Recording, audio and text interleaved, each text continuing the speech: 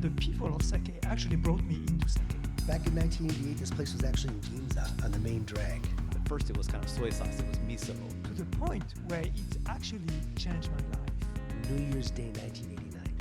Not just sake as a beverage, but all the culture and history and Welcome. You are tuning into a brand new episode of Sake on Air, the world's one and only podcast that is introducing an entirely new and informative dialogue to the world of sake and shochu. My name is Justin Potts, one of your regular hosts here on the show, and while 9 times out of 10 we are recording from the Japan Sake and Shochu Information Center, which is located right in the heart of Tokyo, this week is a little something different. I actually just spent a few weeks trooping around the US, with a significant amount of that time spent in the Pacific Northwest, Seattle and Portland specifically. While I was there, I managed to get in touch with a few of the individuals who are shaping not only the present, but the future of these really exciting sake cities. And I'm really excited to be able to share some of the insight from these individuals that are really doing some fantastic work in the areas and making these great places to go and explore and experience sake and shochu. This week, we're starting in Portland, where I sit down together with Mr. Marcus Pakiser and Ms. Midori Nakazawa, and so it was really great to have both of them together on the show to learn a little bit about what makes Portland unique, not just as a city, but also as a place for sake. Just a quick little caveat regarding this week's show. This is the very first show that we have recorded on the road like this. What that means is that our equipment and our locations for recording were a little bit makeshift and kind of thrown together with the best of our abilities, but also on the fly. So apologies in advance if volume and sound quality isn't quite up to our normal standards. But I really hope that the nature of the content and But I really hope that the nature of the content of this and a few more episodes coming up here soon will outweigh some of the audio challenges that we might be struggling with a bit. Your understanding is greatly appreciated. So with that, let's dive into this week's episode. And here we are in the beautiful Pacific Northwest. And today I am joined by two very influential, hardworking people in the sake scene here in Portland. Mr. Marcus Pakiser, as well as Ms. Midori Nakazawa. We've already been chatting for probably close to a good hour and a half already, so I feel like I've already gotten your stories a little bit here. We're going to be rehashing things a little bit, but I've been in Portland for, not even 48 hours, I don't think now. I've been to the 10th Annual Fermentation Festival, and there are a lot of people who are excited about sake in particular, but all things fermented around here. And I would like to kind of dig in a little bit and sort of examine the nature of sake and its sort of position here in Portland, in this beautiful city. But before we do that, I want to learn a little bit about the both of you. So to get started, Midori, why don't we start with you? No, Marcus, let's do it. No, Midori, you go. do it. You do You're it. up. You're the veterans of Portland. Ladies first. Okay. Ladies first. So yeah, Midori, first, tell me how are you from Portland? What's the deal? How did you tell us first where you're at? What you're doing here now? I am currently living in Portland and working for a local sake brewery called SakeOne. I say brewery, but we also import a lot of sake from Japan. I am their sales and marketing manager. SakeOne, they're kind of the preeminent Jizake here in the U.S., right? I mean, you guys have been doing this just about longer than anybody. Yes, and also we are one of the largest sake, company in the United States. So we are very proud of. Yeah, very nice, very nice, very nice. Are you from Portland originally? I am from Ibaraki Prefecture originally. Ibaraki. So yes. You're from Ibaraki, and now you're in Portland. Yes. How did that happen? Yeah, about 2.5 years ago, I moved from New York City to work with actually Marcus Pakiser, who is sitting across from me. So I went to university in Las Vegas and was studying the hotel administration. I was taking wine class, beer class, all these, alcoholic beverage classes.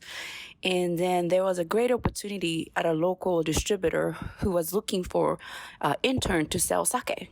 And I was very interested. I got the job. I did an internship about a year. And I was like, wow, this is great job. And then that was the very beginning of my career in sake.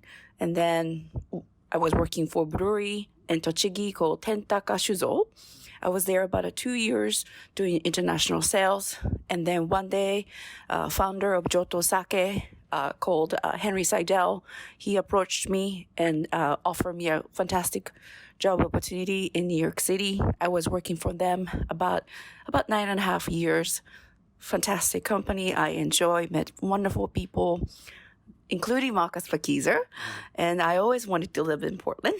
And one day he offered me a job and I said, I'll do it. I love to work with you, live in Portland. So here I am. Yeah, and you're having fun. I am. You're having fun. Yeah, well, we'll talk. I want to get back a little bit, but you were at Tentaka for a couple of years? I think 2 years, almost closer to 2, but not full 2 years. What was the experience at Tentaka like? It was very interesting because back in the days, there weren't that many international sales positions at most of the jizake, microbrewery sake companies. And Mr. Ozaki, the president, created this job just for me. And I felt a little bit, how do I say, like minority, younger, female, just kind of graduated from U.S. university. But the sake industry people welcomed me with their open heart, really warmly, and everybody talked to me. I became friends with them.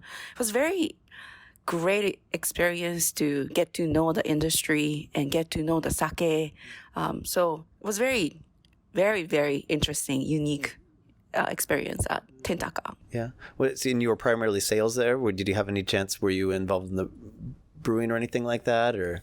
Primarily sales. The Mr. Ozaki sent me to the NREB brewing school in Tokyo. So it was a 1 month intensive course for sake brewing. So that was very, very good. Yeah. Yes. Yeah. What do you have any memories of anything that was particularly? So our group thesis was how water affect fermentation and what kind of sake do you get at the end? So we did a kojikomi, small fermentation experiment, and we used, I believe, 4 different waters, like Crystal Geyser, Rokko no Oishii Mizu, tap water, and I think the other one was Evian.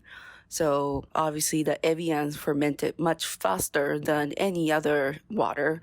And then because it was too rushed, the sake I felt was too rough. So it was stuff like that. And then also we were able to hear lecture from Koji manufacturer, the Kyokai Association East organization people came, talked about East. So not only I was making sake, but the classroom situation, the class was really not as far advanced.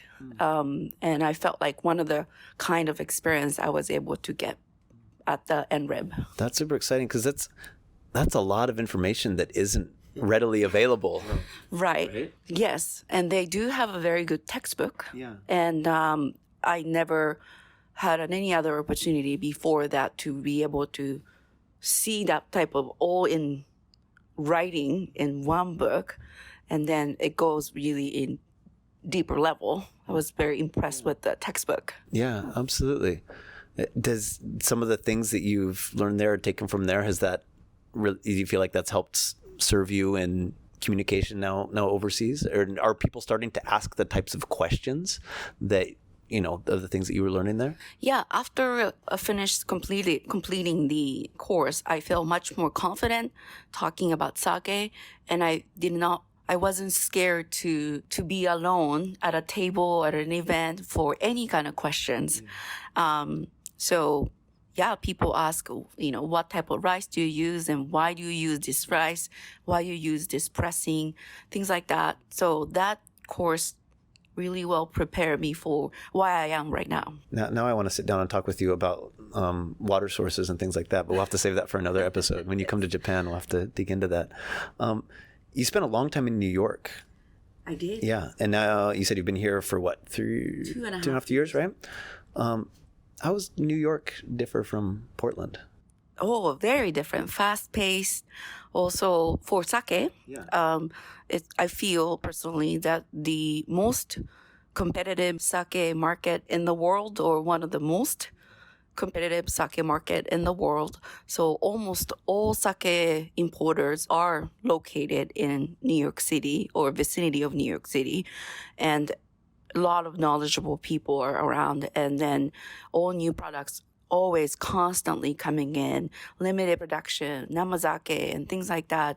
And everybody trying really hard to sell and promote sake. Very good but competitive sake industry. But there's a market there that can sustain that level of intensity and that fluctuation. Absolutely. Yeah, absolutely. Is it picking up? Is it getting faster? It's even now getting more competitive, also more fun, maybe because the Brooklyn Kura opened up. Yeah. So I'm sure that influenced a lot of local people as well. Yeah, absolutely. That's gonna be a big game changer, I think, to have that locally. Yes. That's super exciting. Excellent. Thank you. Well, I've got more to chat with you on, but I'm gonna step over here and to this gentleman, Marcus. Yes. You've been in the game for quite some time now. Yeah, Well, I guess it started before I got in sake.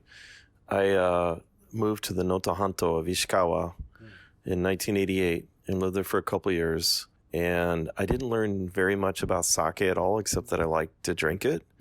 But I learned how to speak Japanese because there's a saying in Japanese, doi naka. So it was the sticks. Yeah.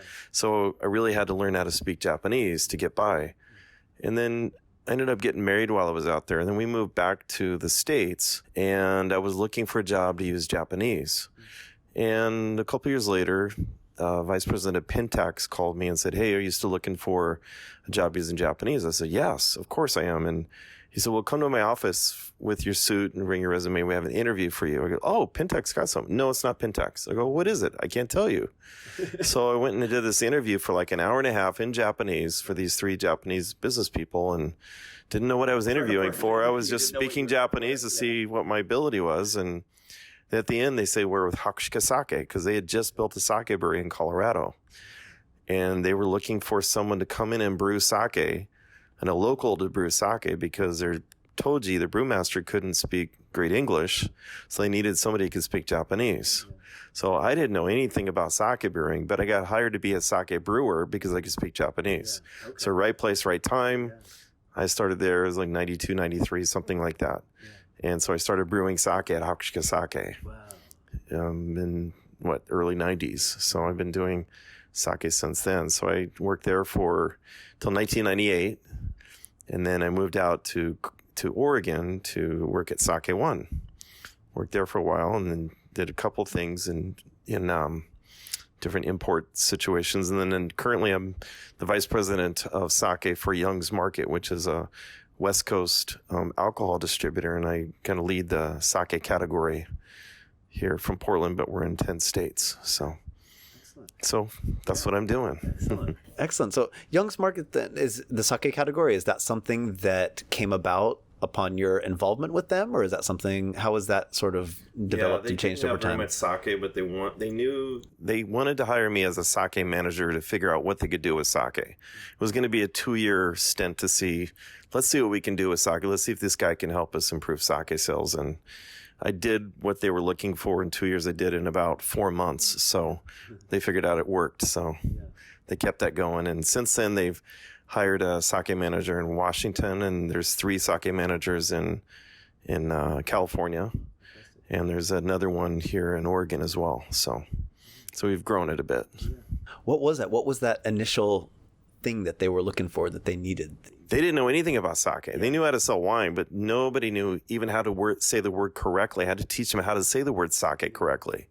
So they didn't know what they didn't know. They just knew that they were missing out on some potential sake sales. And granted, they probably wanted to also grab the wine list while they're in the sake account, selling the sake, and then grab the wine list. But my job was to basically see what we could do with sake in the Oregon market.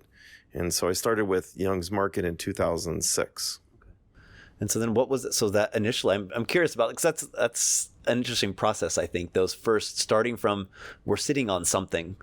we know it's got potential. Yeah. And then where do you, what does that first stage look like? My boss at the time didn't know anything about sake. He didn't even know to tell me what to do. So I just basically had to go create the job myself and create the category myself. And then I said, well, we don't have enough sake. I need some more sake. So within about 6 months after I started, I had met Henry Seidel at Sakagura when I was working for MBJ, which is Momakawa Brewing in Aomori. I worked for them for a while. And I was doing a sake tasting at Sakagura in New York City. And I met Henry there and I said, oh my gosh, your sake is fantastic. And then 6 months, and then I contacted Henry and we contacted each other a little bit. And I said, well, would you be interested in having us distribute your sake in Oregon? And so we talked and got started in about December of 2006 with Johto. And then shortly after that, and then it's when I met Midori and we've been friends ever since then. So, but anyway, and then I've added some other sake since then. So we probably have 300 different SKU of sake now. I'm curious, stepping back to your Colorado days as a brewer for a moment. So was that when they were initially just setting up the brewery then? Yes. So you were in from the ground floor setting up the brewery. The Hakushika built the plant there. Well, granted, they wanted to see what would happen in America, but they're a large sake brewery. And I think at the time they were the 9th largest in Japan. And they, had some money. And they built a new brewing system, a little bit more automated system. And it was a guinea pig was in Colorado to see if the system would work. So therefore, we didn't have very many workers. So I did rice polishing all the way through to pressing, and then I would help out with bottling, and I also did all the lab work all by myself, practically. Wow. Practically. I mean, scraping the sakekasu, I had to get one other person to help me, but it was enough new system at the time, and then it worked out well. It was successful, and then they implemented that in Nishinomiya, and then a year after that, the earthquake hit. And if they hadn't have implemented it when they did and built their equipment and redid the brewery a bit, who knows what would have happened during the earthquake. So timing was fortunate. Yeah. Not fortunate the earthquake happened, but fortunate timing-wise that they actually were implementing the new system, which isn't even new anymore. But at the time, back in the early 90s, it was a very new system. Yeah. Interesting. And when you were in college, so was it you and say a Toji or somebody? There was a Toji. Yes, of course. The two of you. Yes. Much set up camp and exactly just got to work pretty much. Exactly. Yep. What was that sort of relationship like? I mean, I imagine that would have been a sort of unique. You take the Toji off the island and send him into Middle America. Well, I think he was having fun with his family. He had 3 daughters, and they were enjoying America at the time. He's the base of what I learned for first part of my sake learning was from him. Yeah. I'm always being I'll always be in debt to Hakushika Sake and Nishi-san, who was my first instructor. Because of them and because of what he taught me, the bug caught, and I've been doing sake for 27 years since. So, excellent. What when you first got into brewing, was it something that clicked with you? Was it something that you? Yeah, I'm not the most scientific person on the planet, so understanding the chemistry of stuff is like, wait, what? Yeah. I was a liberal arts degree, right? Yeah. And but what really fascinating, still to this day, completely fascinates me about sake is the history of it. Yeah. So I study the stories, the history. Why did this rice become popular? When did it become popular? And I just started from that time on. There was only one book in English at the time. Yeah. Mr. Kondo, I think his name was Kondo, wrote the book. And there was no other English sake books at all back then. Yeah.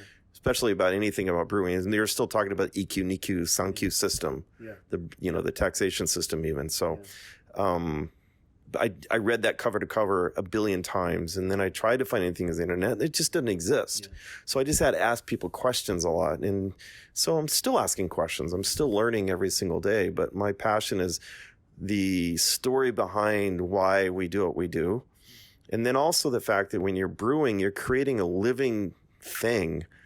And watching it come out a little different each time or the same each time was just fascinating to me.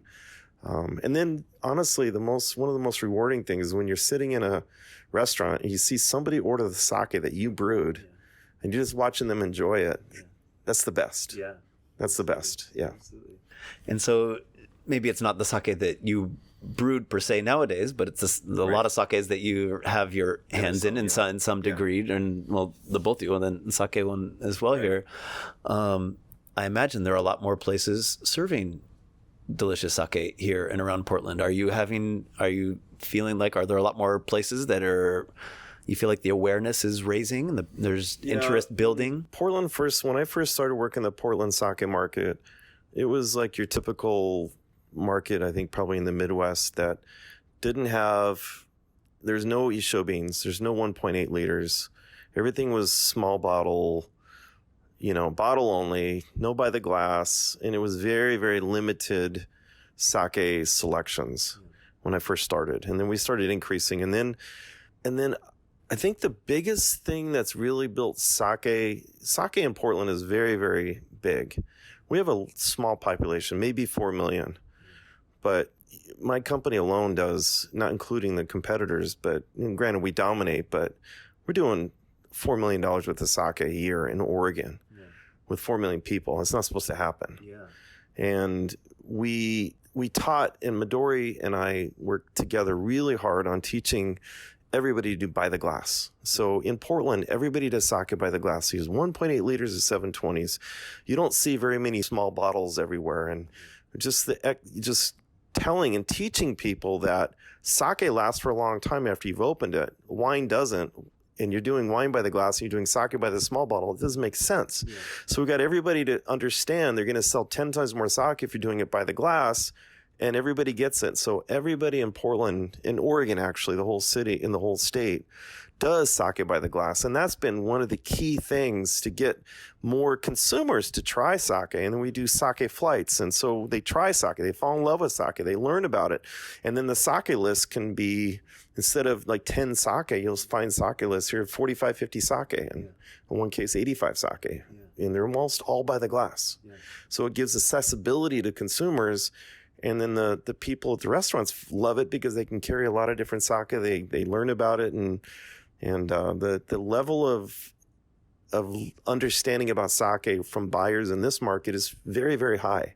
So when we go to sell sake, they want to know the story behind it, but then they'll ask me technical questions like, so is it pasteurized in bottle, then stored and then shipped, or do we do namachos? I mean, they'll ask me technical questions. Yeah.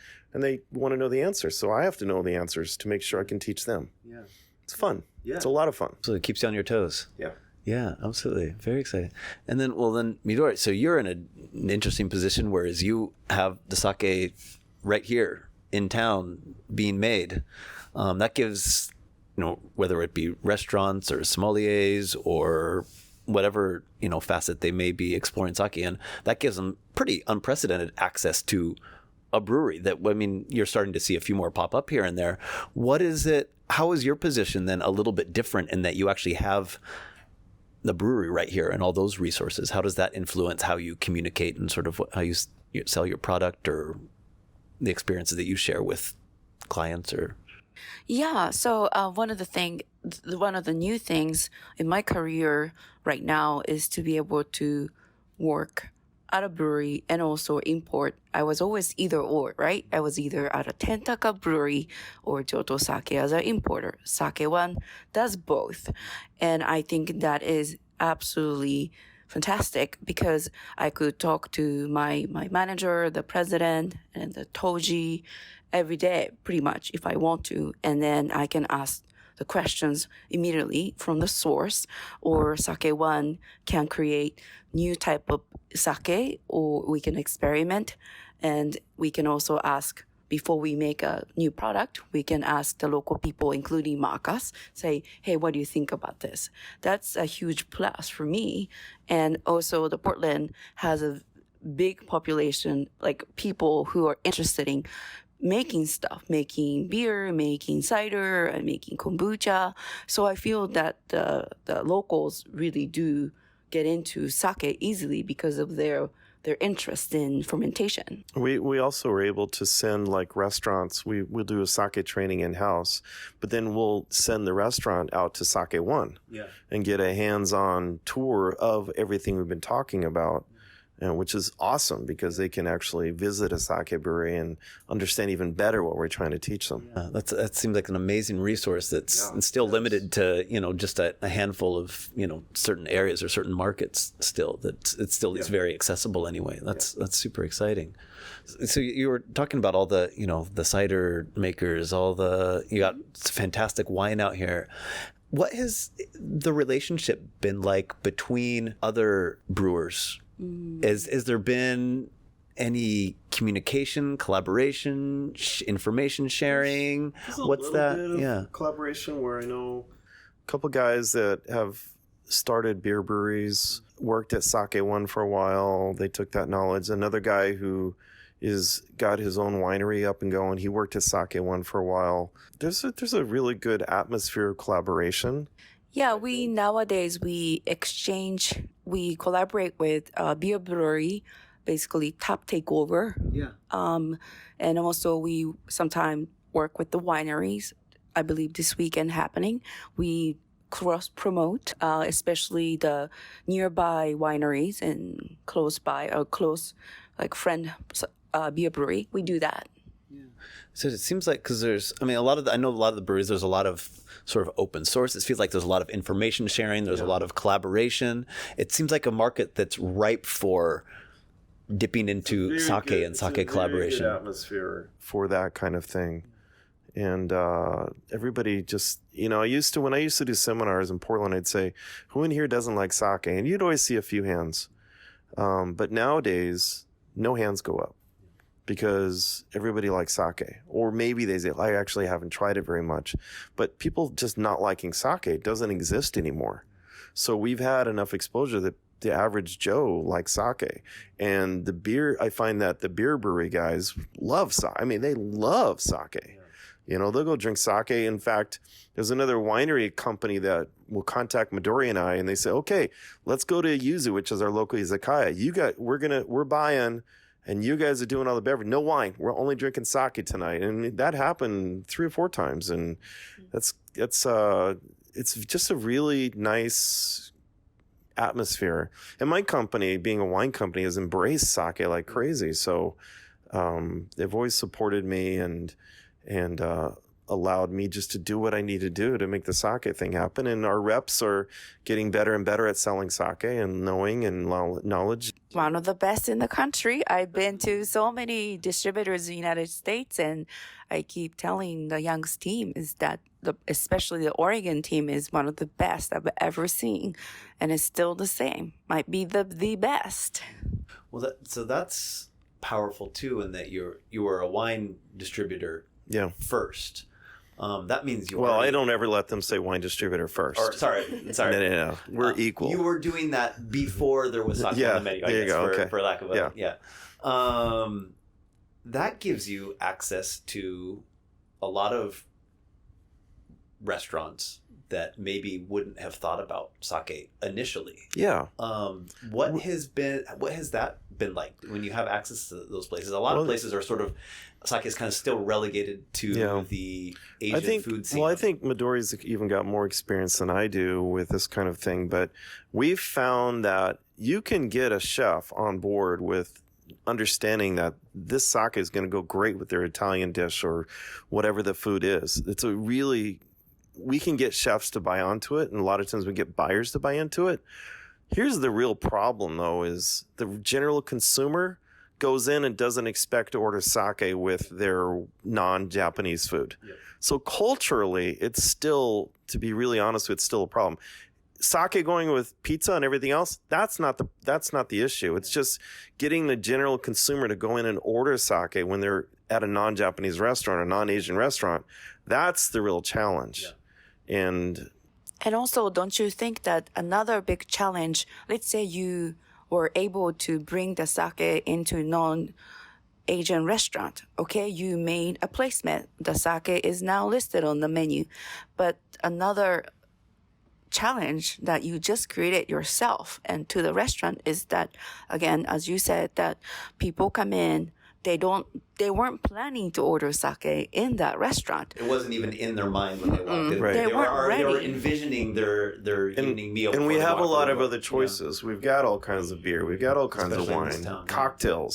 So they have all these other choices anyway. So Then we have to train the restaurant and server, get them excited about the fact that sake is in fact on their list and paired with such and such dishes. So we need to get them on the board. Otherwise, the sake, sake was in the restaurant, but was ever going to be a second order, third order, fourth order? So yeah, it's a constant challenge. yeah, I think we both want to see sake on. My goal from day one in sake has always been to have a sake on every wine or beverage list, no matter what the restaurant is across America. It's just as an option. If people say, "Oh, we have a full bar," I says, well, "What sake do you carry?" "Oh, we don't have that." Not a full bar, is it? Yeah. So I still run into that. My goal is to get sake everywhere, but honestly, the reality is we can't spend all of our time trying to get sake into non-Japanese restaurants because it's just not paying off yet. We've got to keep concentrating on the where you expect it to be. But luckily, those places are booming like crazy, and people are loving sake. We just got to get past that cultural thing. Yeah. So what can those people do in, say, the Japanese restaurants or those places that people are going there expecting to have sake and they're offering good experiences? What can they do? Or have you seen any interesting examples here in the city of places that are doing things that you mentioned, switching to service by the glass and making that have you seen anything that anybody do anything interesting that's helping to kind of there's a place. They have a little bit of sushi, but they have a lot of other things too. But they do a very special sake flight at different times of year, and we'll create a really special sake flight card. Maybe it's all female brewmasters, and there's story behind with their picture and have a flight of that, or a flight with heirloom rice only, like watare bune, omachi, and another goriki or something like that. An heirloom flight. Just kind of geeky stuff, but it exposes people to it. Yeah. So we're doing things like that, but it's not. And once in a while, a non-Japanese restaurant. I know, I do Sake Week in Alaska every year, and there's a pizza place up there that carries sake on their menu all the time. Yeah. I haven't been successful in doing it here in Portland yet, but in Alaska, There is one. Signal Station Pizza. oh, that's right. I take it back. There is one. There's a pizza place that has sake all the time. Yeah. But it's it's taken a while. Yeah. But we haven't given up. Obviously, we will always try. Yeah. Yeah, well, I haven't spent a lot of time in the city, obviously, but just when I do get a chance to make it back, what's super exciting is that just people's general interest and awareness just around food in general. You can talk people into trying different things, and when people do get excited about something, they seem to get pretty darn excited about it. I noticed that too. So it seems like you're in a bit of a unique ecosystem that is right for being able to do some kind of interesting For sure. things. It's a really good city for that. Yeah. We love our alcohol.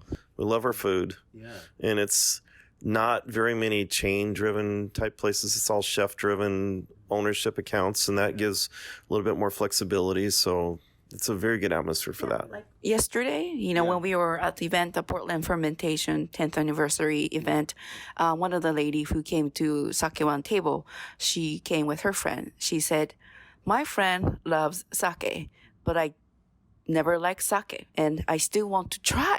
She wanted to try, even though she just told me she hated sake before. So I poured her one of her sake, and she's like, this actually tastes good. And she's like, "Hey, you should try this one. I think now I can say I like sake." Yeah. And I'm like, there you go. You just haven't had a sake that you liked until now. Yeah. So you can say you like sake. Yeah. And that is the Portland, Oregon attitude. I always say, if I find somebody, who in here, especially for general public, who in here doesn't like sake? And if I do see a hand, like I said, I don't see the hands anymore. Yeah. But if I do, I say, okay, have you ever had a wine you didn't like? And they go, sure. And do you hate all wine? Well, no. Have you ever had a beer you didn't like? Yes. And do you hate all beer? No. How many times have you tried sake? I don't know, once or twice, and it was probably hot jet fuel, wasn't it? Yeah. And they go, well, yeah. I said, well, you just haven't had the right sake yet. Yeah.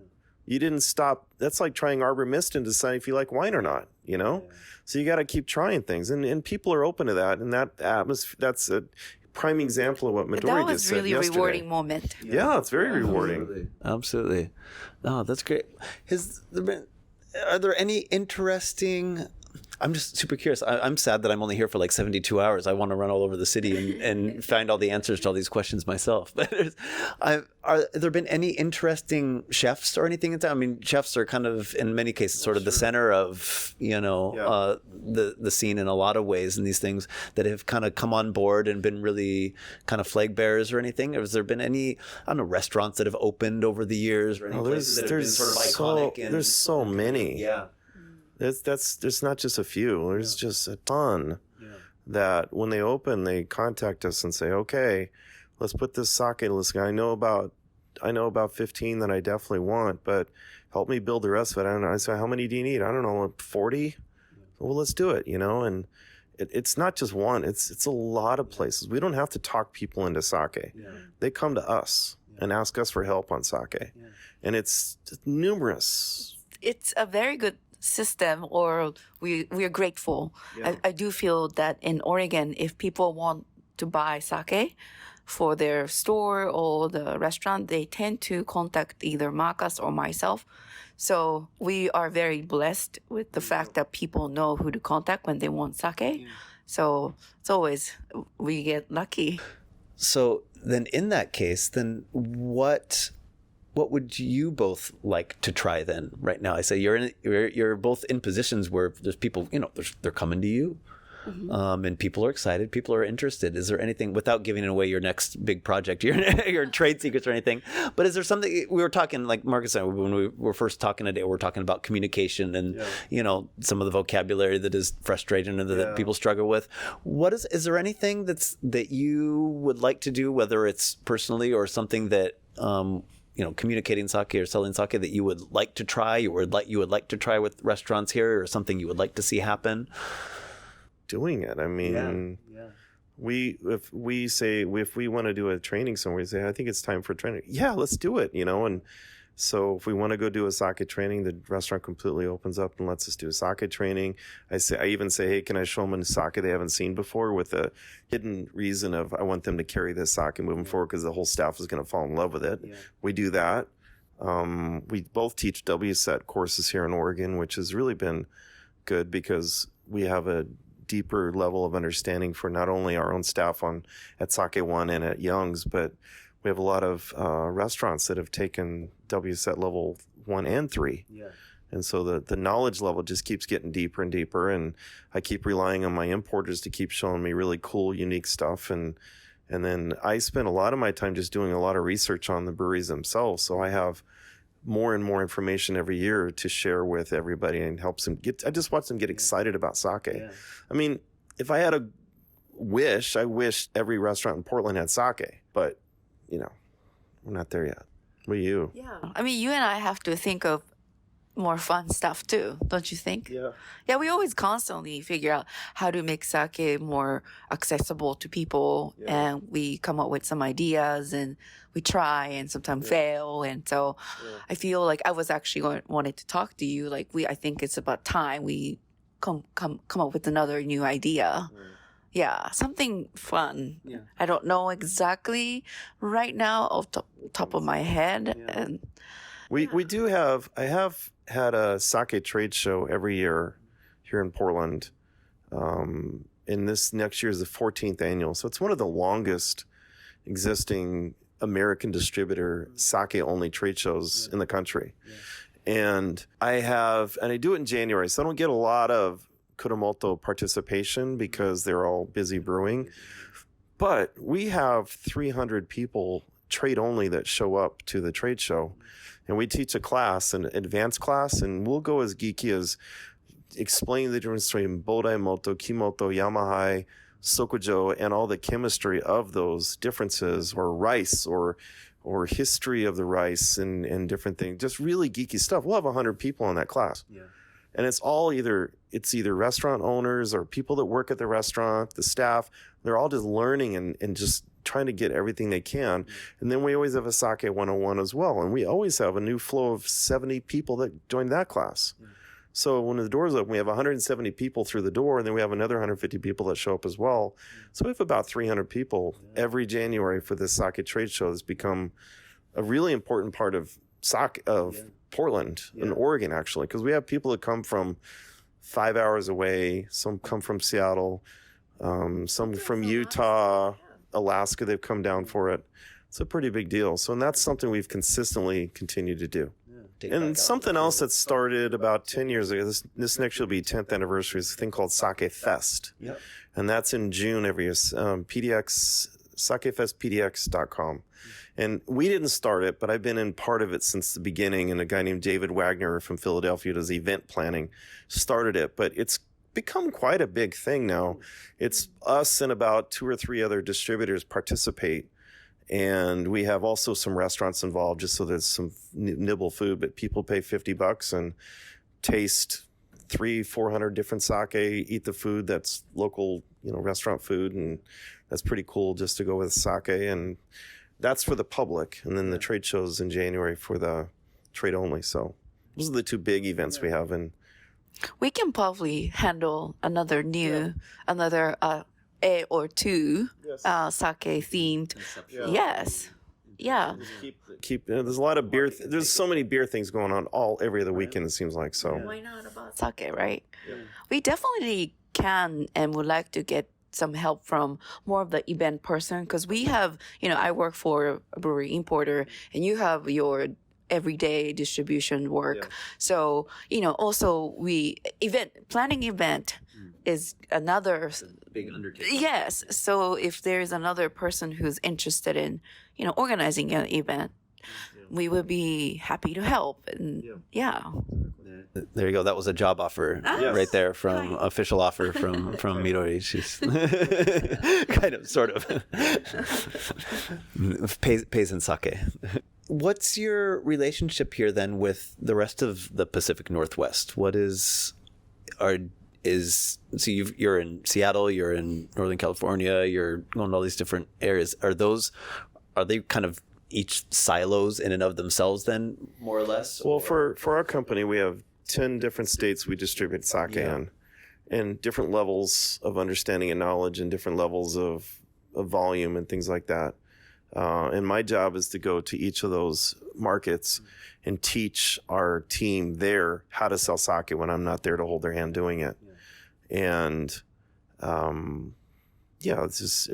why I do Sake Week in Alaska every year, and that's mostly for general public, but it just exposes more and more people to sake. Whereas, in Montana we get a little bit going on, and Idaho a teeny bit going on. In Utah I go there every year, but it's just I've seen in the last 27 years I've just seen sake grow every single year, and so I've been going to Hawaii a lot recently, helping those guys with sake. So it just depends on the market. Every market's a little different, but it takes some people that have passion, and it takes people on the ground that know sake to really move the needle.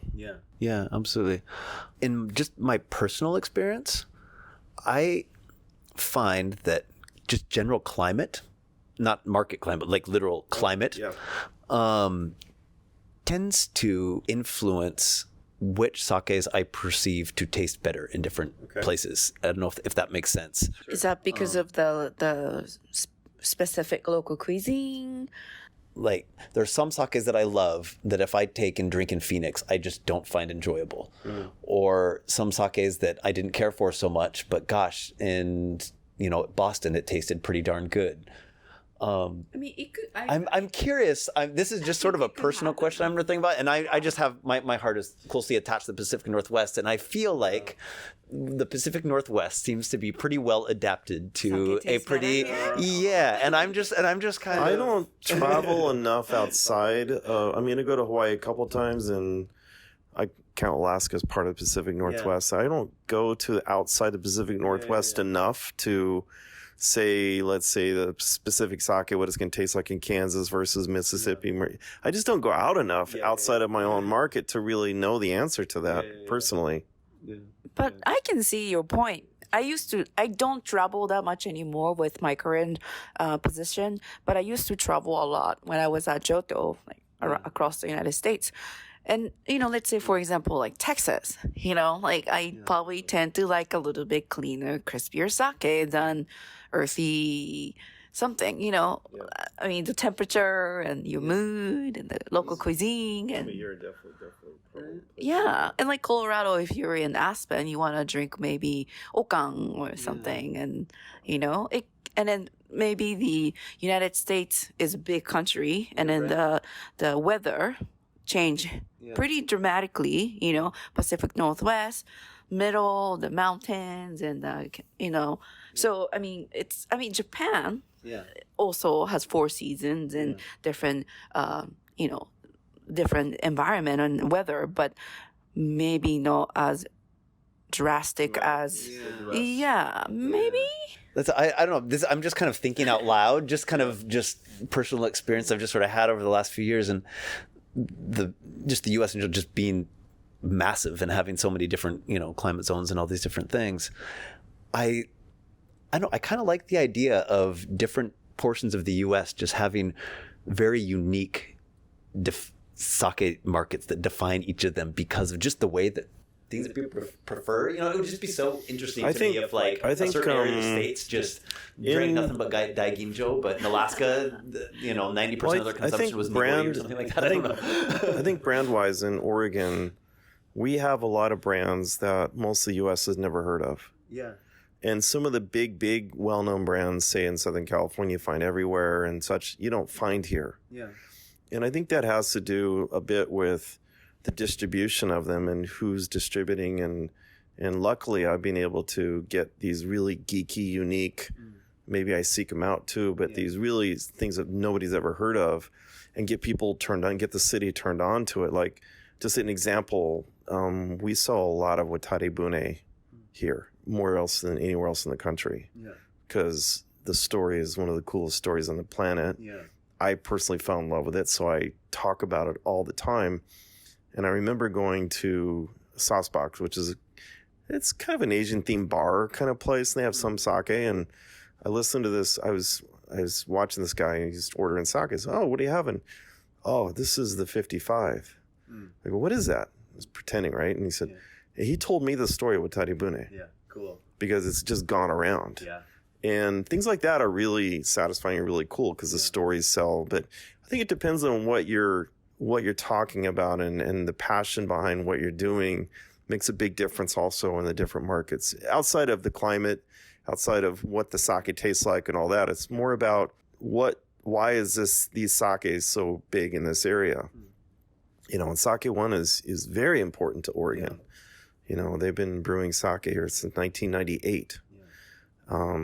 21 years. So it's a really big part of helping to grow the sake market as well. So, like, for example, I noticed when I first moved from New York City to Portland, I noticed the amount of taruzake that are sold in Portland was nothing ever saw before in my sake career. I'm like, what is the reason? Like, why? It's like, Of course, Marcus showed all the greatness about taruzake, and people fell in love. And also the fact that people were open to try taruzake, and then a lot of people loved it. So I was like, wow, this is a very unique market. Yeah. I like it. No, I don't want to take all too much of your time here. I've taken a whole bunch here. We're talking about sake. You can't shut us up. That's the problem. That's true. Before we go here, though, what's got the both of you excited these days? Is there anything in the world of sake or just Portland things that's got you kind of jazzed, that you're excited to see how it changes or develops, or things that you're excited to be involved in, or... I've been falling in love with a couple sake recently because the stories are so fascinating and different, and what the brewers are doing, and just it gets super geeky, but I think I'm You're able. talking to the geekiest of all Yeah. who's listening here. Okay, well, So- you know, when you a female brewer is using the original heirloom rice, and I even go so far as to tell the story of how omachi was discovered and all that, and the history of it, and then she's using Bodai Molta method that's a little off from what the original Bodai Molta method was 1,000 years ago. And then the fact it's slightly hazy in order to show what sake used to be like 1,000 years ago, possibly. Yeah. I mean, just that kind of stuff just jazzes me like crazy. And I love telling those kind of stories to people and watch them get so turned on to it. And it just lights me up inside, you know, and I just like to learn the history of things as much as possible. And so that's why I try to study as much as I can about the history of why did the brewery, this is my new thing, is why did this brewery start? Why did your 17 generations before you, why did they start the brewery? I have no idea. So I got to try to dig in and find out the reasons for breweries starting. Like there was one concept that came up is after the Tokugawa shogun came in and there was peace in Japan for a while, there wasn't any civil wars. So I'm wondering how many of those possibly out of work samurai maybe got into business and started making sake. I mean, I don't know. I mean, it's just a concept right now in my head, but I would love to research that. Absolutely. I just have to figure out how to research it. But things like that is exciting to me. Definitely. Maybe only me. Yeah, but no, I don't think you're the only one. But that's and then I learn a story about how this has started. And there's another really cool story. Sorry, I'm getting on these stories. Go. But that's why I asked. Yoshinogawa, that one of the sakes that Midori imports, her company imports, is the oldest brewery in Niigata. Where'd they get the name Yoshinogawa? It's 17 generations now, right?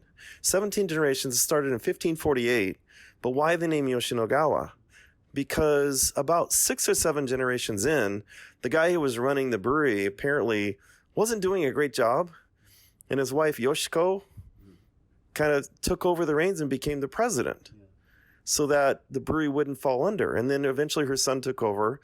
But when her grandson took over, he renamed everything Yoshinogawa in her honor because she kept things going.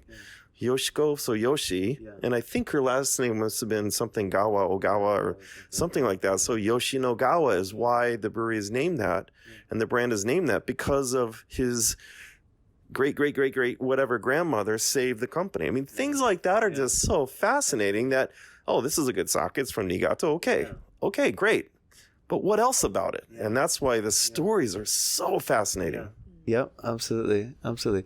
Kind of on that thread, with regards to regionality, are you seeing people starting to be a bit more of a uptick in are people thinking about where sake is coming from at all? Are you starting to see that at all? We put maps on menu. We print menus for people and always try to put a map on there. But it's more about, I went to this place, I went to this place, I went to this place. Because the regionality of sake is you have to drink so much sake to really pick up, this is from Yamagata, this is from Nagasaki, this one's from Ibaraki, this is from Gunma. I mean, come on, we're a really long, sake is not, I don't think it's becoming more regional, but the reality of drinking things blind and knowing the regionality of it compared to wine is just not there.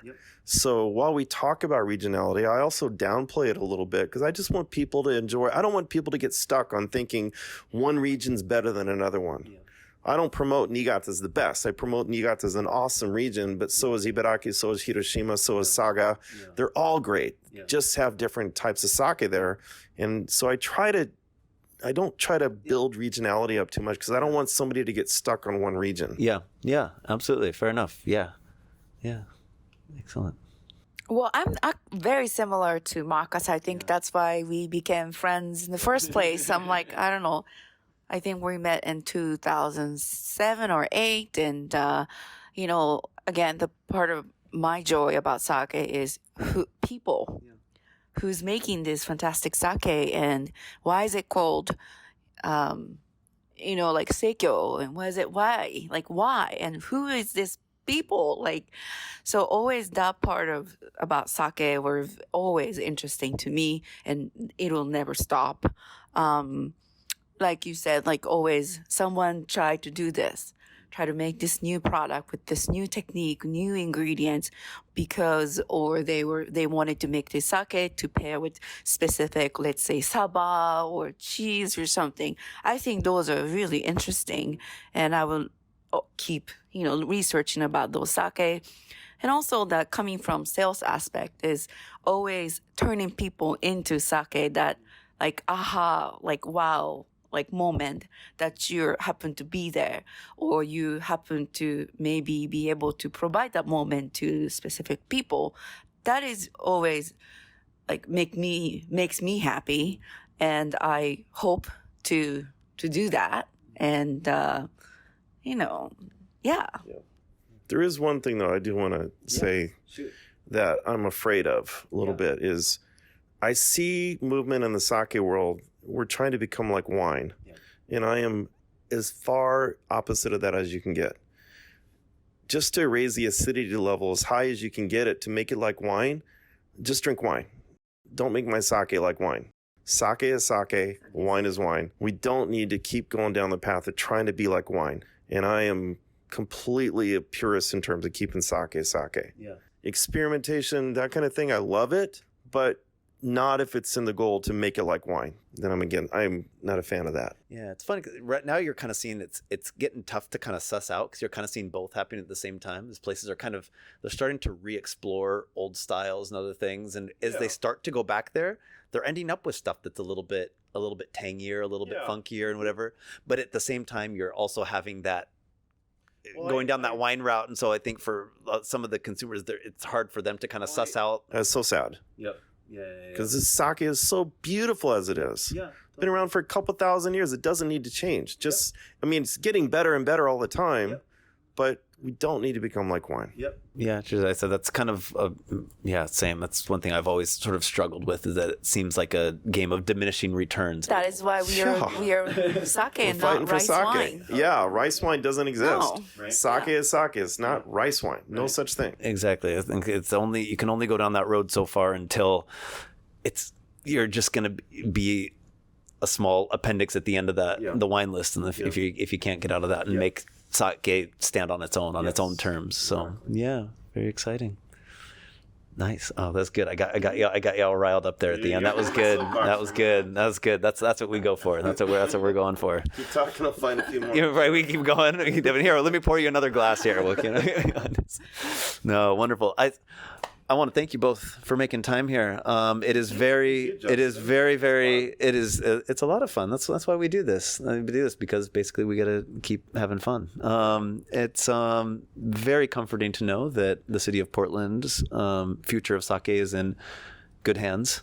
And so, I look forward to checking back in with the both of you next time I'm in town. And you can talk me into that. Yeah, give me a holler when you make it out to the island, and we'll pool up the Sake on Air team. We'll go have some beverages. Perfect. Excellent. All right. Thank you so much to you both. All right. Excellent. Thanks so much. And that wraps it up for one more episode of Sake on Air. If you wouldn't mind popping over to Apple Podcasts to leave us a review, that would be greatly appreciated by all of us here on the show. Also, you can follow along with us at Sake on Air on whatever social media platform you are regularly poking around on, as well as you can check out our YouTube channel. We have been uploading the audio with a few visuals from past episodes, and we should be all cut up here pretty soon. So for those of you who like to have YouTube playing in the background to keep you focused, distracted while at work, that's another option we've got for you now. As always, thanks so much for listening this week and every week to Sake on Air, the show that is made possible together with the support of the Japan Sake and Shochu Information Center in Tokyo, as well as the Japan Sake and Shochu Makers Association. Thanks again, and we will see you again in just a couple of weeks. Kanpai.